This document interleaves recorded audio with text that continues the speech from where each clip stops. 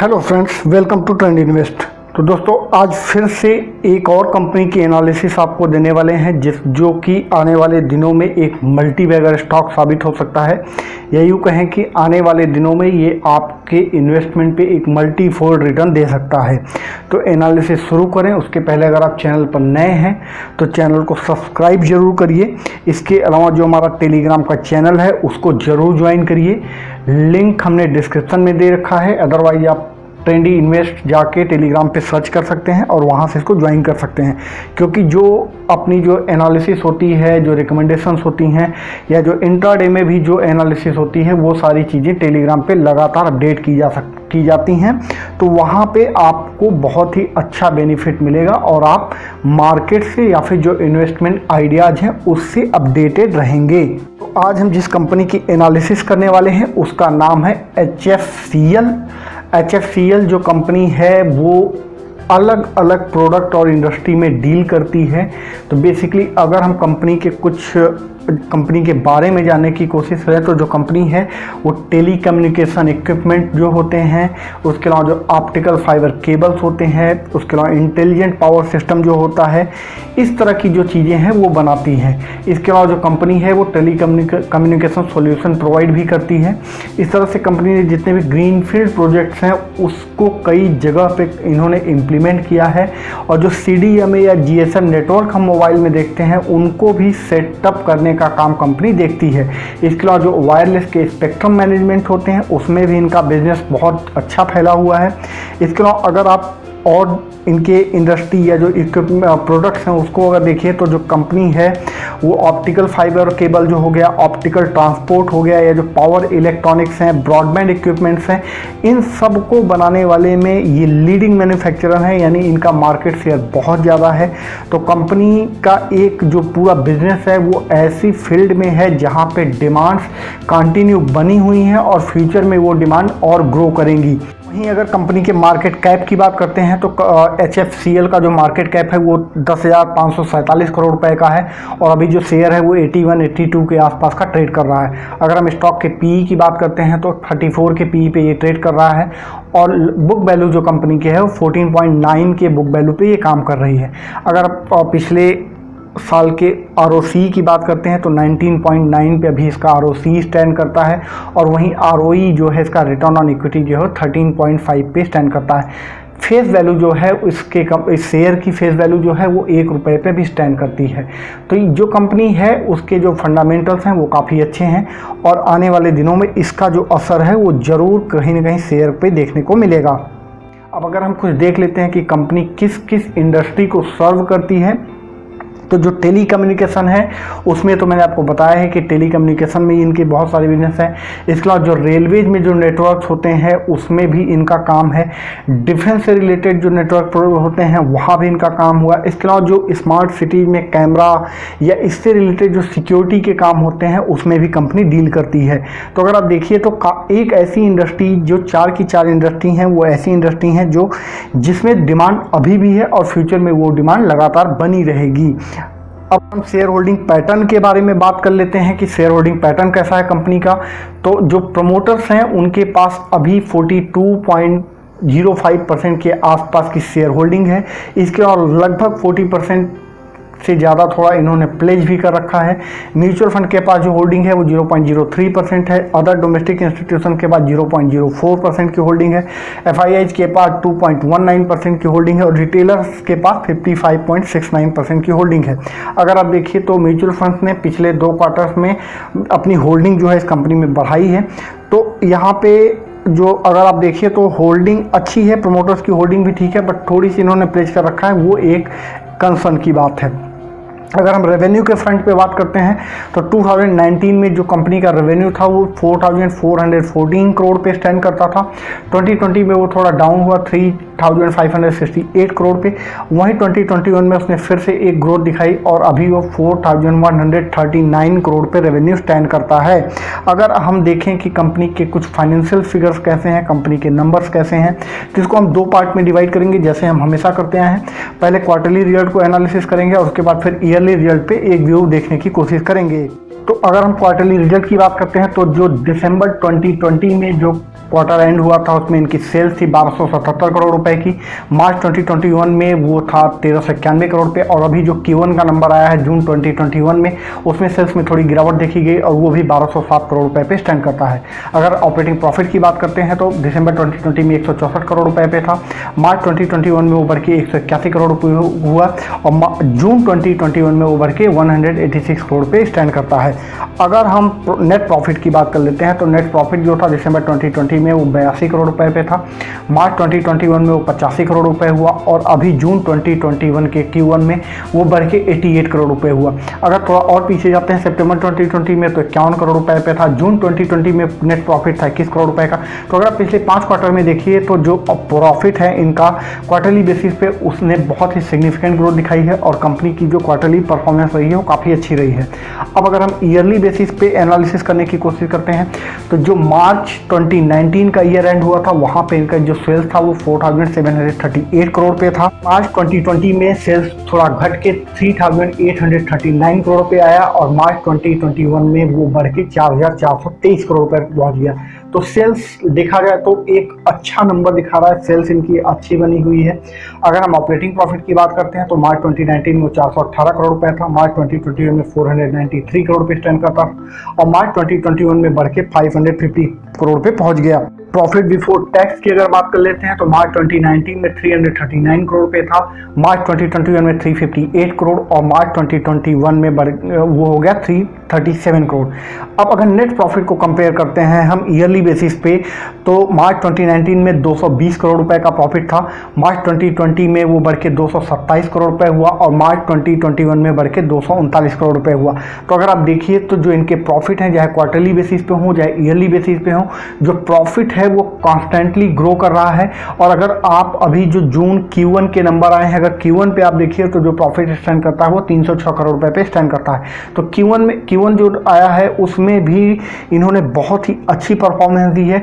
तो कंपनी अगर financial aspect में बात करते हैं तो कंपनी की परफॉर्मेंस बहुत अच्छी है, और कंपनी लगातार अपने सेल्स में ग्रो कर रही है, कंपनी का जो प्रॉफिट है वो ग्रो कर रहा है। तो ये कहीं ना कहीं अच्छी चीज़ है जो कंपनी को अलग करती है थोड़ा सा। अब अगर हम कुछ और जो ग्रोथ प्रोस्पेक्टिव है, जो सेल्स है या फिर प्रॉफिट की ग्रोथ है उसकी बात करते हैं, तो पिछले 3 सालों में जो कंपाउंडेड सेल्स ग्रोथ रही है वो 11% की रही है, 5 सालों में वो 9% की रही है। अगर कंपाउंडेड प्रॉफिट ग्रोथ की बात करते हैं तो 3 साल में वो 13% की रही है, और 5 साल में वो माइनस में रही है। उसके अलावा अगर स्टॉक प्राइस के हम CAGR की बात करते हैं तो 3 साल में 44% पे ग्रो किया है, 5 साल में 36% और 10 साल में 18%। अगर रिटर्न ऑन इक्विटी पे हम कंपेयर करते हैं तो 3 साल में 15%, 5 साल में 15% और 10 साल में 20% पे रिटर्न ऑन इक्विटी ग्रो की है। तो अगर ग्रोथ के इसमें देखें तो भी बहुत ही अच्छे नंबर्स हैं, कंपनी लगातार ग्रो कर रही है, कंपनी की जो परफॉर्मेंस है वो काफ़ी अच्छी बनी हुई है। ये कंपनी के कुछ और जो फाइनेंशियल फिगर्स हैं उसको थोड़ा समझने की कोशिश करते हैं। तो अगर हम एबिट को देखते हैं, एबिट मार्जिन को देखते हैं, तो FY27 से लेके अगर FY20 तक देखिए तो लगातार ग्रो कर रहा है। FY17 में 99.60% पे था, FY18 में वो 9.4 पे था, FY2019 में 9.59 और FY20 में बढ़ के वो 13.37 हुआ। अगर प्रॉफिट बिफोर टैक्स भी देखिए तो पिछले 4 सालों में लगातार ग्रो किया है। FY17 में 1242 करोड़ रुपए, FY18 में 2204 करोड़ रुपए, FY19 में अगर आप देखें तो 3393 करोड़ रुपए, और FY2020 में अगर देखें तो 3584 करोड़। तो प्रॉफिट बिफोर टैक्स देखिए तो ईयर ऑन ईयर बेसिस से बहुत सिग्निफिकेंट ग्रोथ दिखा रहा है। अगर आप टोटल इनकम के फ्रंट पे बात करते हैं तो FY17 में जो टोटल इनकम थी वो 22,243 करोड़ रुपए थी, वहीं FY18 में वो 32,730 करोड़ रुपए हो गई। FY19 में देखिए क्या हाईएस्ट जंप इनको मिला है, और वो 47,805 करोड़ रुपए इनकी टोटल इनकम पहुंच गई। अगर FY20 में देखते हैं तो वो थोड़ा सा डाउन देखने को मिला, 38,610 करोड़। यहाँ पे आप एक एक्सक्यूज ये दिया जा सकता है कि FY20 का जो पूरा ईयर था उसमें कोरोना की वजह से बहुत सारी प्रॉब्लम फेस की गई। तो न केवल इनकम में इनकी डिक्रीज देखा गया बल्कि शेयर प्राइस में भी प्रॉब्लम देखी गई थी। तो ये एक रीजन कहा जा सकता है कि जिसकी वजह से टोटल इनकम में गिरावट देखने को मिली। अगर प्रॉफिट आफ्टर टैक्स की भी हम बात कर लेते हैं तो FY17 में अगर आप देखिए तो 1237 करोड़ रुपए पे था, FY18 में 1770 करोड़ रुपए हुआ, FY19 में उभर के 2323 करोड़ रुपए हुआ और FY20 में बढ़ के वो 2373 करोड़ रुपए हो गया। तो टोटल इनकम देखिए, पैट देखिए, सारे के सारे बहुत ही अच्छे परफॉर्म कर रहे हैं पिछले 4 सालों में अगर हम कंपेयर करते हैं। जैसे कि हमने आपको एबिट मार्जिन में बताया, तो अगर आप एबिट को वैल्यूएशन में देख लेते हैं तो FY17 में 2143 करोड़ रुपए था, FY18 में वो 3076 करोड़ रुपए हुआ, FY19 में 4583 करोड़ और FY2020 में बढ़ के 5162 करोड़ रुपए हुआ। तो अगर आप किसी भी फ्रंट पे इनको देखते हैं तो फाइनेंशियल पोजीशन इनकी बहुत अच्छी है। अब अगर पैट मार्जिन, जैसे कि मैंने आपको पैट के फिगर बताए थे अभी, अगर पैट मार्जिन की भी आप बात कर लेते हैं तो FY17 में वो 5.6% पे था, FY18 में 5.3%, FY19 में 4.86 और FY2020 में 6.15%। अगर रिटर्न ऑन कैपिटल एम्प्लॉयड की बात करते हैं तो FY17 में 13.3%, FY28 में वो था 18.2%, FY19 में 23.6% और FY2020 में 21.5%। तो ये जो सारे नंबर्स हैं ये काफ़ी इम्प्रेसिव हैं, बहुत ही अच्छी परफॉर्मेंस है। आप EPS को देख लीजिए, अर्निंग पर शेयर को अगर हम देखते हैं तो FY17 में 1 पे था, FY18 में 1.35 पे पहुंचा, FY19 में 1.75 और FY20 में 1.76। तो आप किसी भी फ्रंट पे उठा के देखिए, कंपनी बहुत अच्छा परफॉर्म कर रही है। अगर डेब्ट टू इक्विटी रेशियो की बात करते हैं तो FY17 में 0.44 पे था, FY18 में 0.34 आया, FY19 में वो 0.41 और FY2020 में देखिए तो 0.42। तो अगर डेब्ट टू इक्विटी रेशियो देखिए तो काफ़ी लो बना हुआ है और ये कहीं ना कहीं ये दिखाता है कि कंपनी जो काम कर रही है, कंपनी जो है वो लोन पे या किसी तरह के बोरोइंग पे बहुत ज़्यादा रिलाय नहीं कर रही है और डेब्ट टू इक्विटी को इन्होंने बहुत ही लो मेंटेन कर रखा है और ये कंपनी के लिए बहुत अच्छी बात है। अब अगर हम कुछ और देखते हैं कि कंपनी की जो वैल्यूएशंस चल रही हैं या कंपनी के कौन से ऐसे इशूज हैं जो हमें देखना चाहिए, जो इम्पोर्टेंस रखते हैं इस कंपनी के एनालिसिस में, तो इसमें जो सबसे एक इम्पॉर्टेंट बात मुझे समझ में आई जो कि नज़रअंदाज नहीं की जा सकती, वो ये है कि कंपनी के जो शेयर होल्डिंग पैटर्न है वो थोड़ा सा कहीं ना कहीं ऐसा दिख रहा है कि कंपनी में ने जो शेयर होल्डर्स हैं उन्होंने बहुत ही ज़्यादा अपनी होल्डिंग को प्लेज कर रखा है। अगर आप देखिए तो 44% के आसपास प्रमोटर की होल्डिंग प्लेज है, तो ये एक कहीं ना कहीं थोड़ा निगेटिव दिखाता है। इसके अलावा अगर सेल्स ग्रोथ की हम बात करते हैं तो पिछले 5 सालों में 9% के आसपास ही बना हुआ है। डिविडेंड पे आउट कंपनी का बहुत अच्छा नहीं है, पिछले 3 सालों में वो 4% या 4.5% पे ही मेंटेन है। और इसके अलावा कंपनी की जो बोरोइंग कॉस्ट है वो थोड़ी ज़्यादा दिखती है। अगर हम कंपेयर करें और इसके पीयर्स हैं उससे कंपेयर करते हैं तो कंपनी की बोरोइंग कॉस्ट थोड़ी हाई लगती है। अगर हम कंपनी के और चीज़ों में देखें कि कंपनी के फेवर में क्या जाते हैं तो कंपनी ने पिछले कई क्वार्टर्स में रिजल्ट्स बहुत अच्छे दिए हैं। इसके अलावा जो सेल्स ग्रोथ है, अगर आप मीडियन सेल्स ग्रोथ देखिए तो 26% के आसपास पिछले 10 सालों में बना हुआ है। और इसके अलावा कंपनी का जो EPS ग्रोथ है वो बहुत इंप्रेसिव है। नेट प्रॉफिट भी अगर आप देखिए और प्रॉफिट मार्जिन देखिए क्वार्टर ऑन क्वार्टर बेसिस पे तो वो लगातार इंक्रीज कर रहे हैं। कंपनी का जो डेट है वो बहुत ही लो है, तो कंपनी के पास बोरोइंग बहुत ज़्यादा नहीं है, ये बहुत एक सॉलिड चीज़ है। नेट प्रॉफिट जो है पिछले 3 सालों में अगर आप देखिए तो लगातार इम्प्रूव कर रहे हैं। इसके अलावा जो सबसे इम्पॉर्टेंट बात इसमें देखने वाली बात है जो अभी लोगों के नज़र में नहीं आ रही वो ये है कि जो फॉरेन इंस्टीट्यूशंस हैं, इसके अलावा जो फॉरेन पोर्टफोलियो इंस्टीट्यूशंस हैं वो अब इस कंपनी में अपनी जो होल्डिंग है वो लगातार धीरे धीरे बढ़ा रहे हैं और इसका जो इम्पैक्ट है वो आने वाले दिनों में दिखेगा। कंपनी का क्वार्टरली रिजल्ट इम्प्रेसिव है, आपको पहले भी पता है। इसके अलावा जो इनके प्रॉफिट्स हैं लगातार बढ़ रहे हैं। प्रमोटर्स ने जो होल्डिंग प्लेज की थी, बेसिकली अगर आप देखिए तो 44% की होल्डिंग थी, वो धीरे धीरे प्रमोटर्स होल्डिंग अपनी प्लेज को रिड्यूस कर रहे हैं, यानी कि जो प्रमोटर्स हैं वो होल्डिंग अपनी वापस मेंटेन करने जा रहे हैं। तो यहाँ पे पॉइंट ये है कि अगर जब प्रमोटर्स अपनी होल्डिंग वापस फिर से सही कर रहे हैं या जो अपनी प्लेज है उसको सही करके वापस अगर होल्डिंग फिर से बनाते हैं तो ये कंपनी के लिए एक प्लस पॉइंट होता है और इससे ये दिखता है कि कंपनी आने वाले टाइम में ग्रो करेगी। अब अगर हम देख लेते हैं कि कंपनी जो है इसका फ्यूचर क्या है और इसमें क्यों इन्वेस्ट करना चाहिए, तो यहाँ पे जो सबसे इम्पॉर्टेंट पॉइंट है वो ये है कि कंपनी का जो बिजनेस है वो ऑप्टिकल फाइबर का बिजनेस है और ऑप्टिकल फाइबर आपका फ्यूचर है। ऑप्टिकल फाइबर आने वाले दिनों में एक बहुत बड़ी इंडस्ट्री बन के आएगी, क्योंकि न केवल गवर्नमेंट ऑफ इंडिया का ये प्लान है, बल्कि जितनी टेली कम्युनिकेशन की कंपनियां हैं या बाकी और जो ऐसी कंपनियां हैं जो वायर के थ्रू काम करती हैं, वो धीरे धीरे ऑप्टिकल फाइबर में शिफ्ट हो रही हैं। तो ये कंपनी है, ये इसमें बहुत ही बड़े लेवल पे डील करती है, तो उसका सीधा इम्पैक्ट इनको देखने को मिलेगा और आने वाले दिनों में उसका जो सीधा असर है वो शेयर पे भी देखने को मिलेगा। कंपनी CDMA और GSM नेटवर्क जो है उस पर बहुत तेज़ी से काम कर रही है, उसमें और क्लाइंट जो एरियाज है वहाँ इसको बढ़ाने का काम कर रही है। डिफेंस में भी कंपनी का फोकस और ज़्यादा बढ़ रहा है धीरे धीरे, कि वहाँ पे भी अपने वेंचर को और बढ़ाना चाहते हैं। रेलवेज में इनके काम और बढ़ रहे हैं।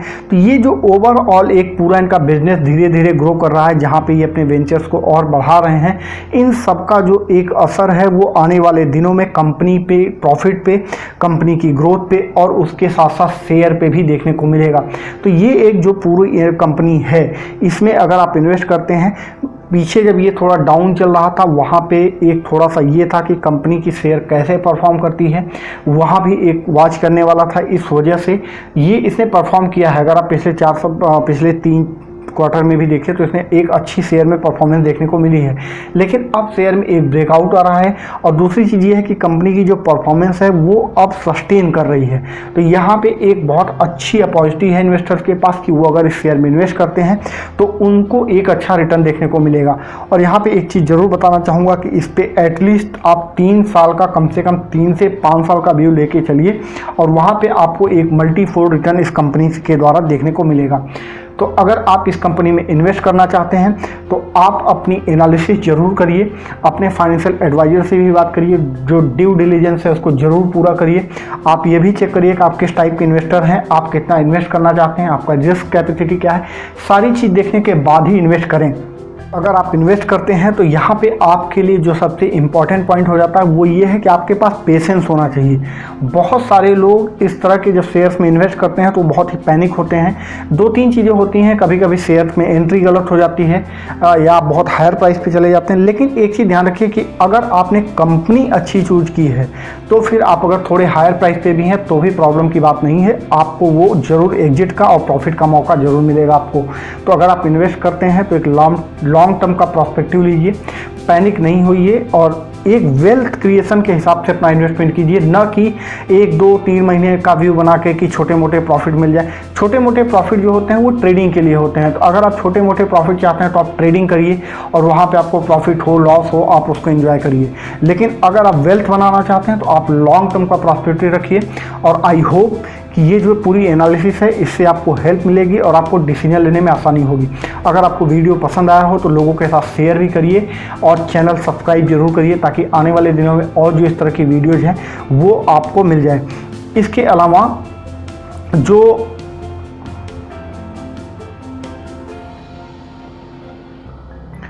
तो आज के लिए इतना ही। Thank you.